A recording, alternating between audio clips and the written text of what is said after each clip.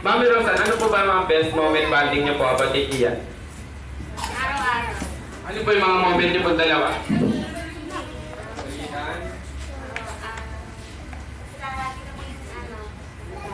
Ano, saan po madalas ginagala niyo po si Kian? Tapos, Sa mall. Eh si Daddy Rob. Daddy Rob, ano po ba ang paboritong pagkain ni Kian sa kayo?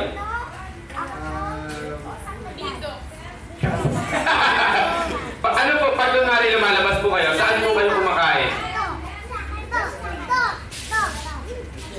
Jollibee. Sa Jollibee pa rin. Wala pa ka natin si Daddy Rob. Sabi, ito naman po. Mami Rose Ann, paano po pagka si Kian ay nakagraduate na ng elementary, high school, namili ng kurso gusto sa kolehiyo, sinabi po sa inyo, gusto niya maging criminology, papayagan niyo po ba? oo, basta kahit anong gusto niya. Napaka-supportive na mami. How about naman si Daddy Rob? Daddy Rob, paano pag sinabi sa inyo ni Kian, Daddy Rob, ayoko maging criminology, ayoko maging police, masyadong mahirap, gusto ko maging fashion designer. Papayagan niyo po ba? Gusto ko maging absaya. Ay, sa big no! Once again, nasa the host of this party, Daddy Rob, Mami Rose Ann, Kian, maraming salamat for joining us.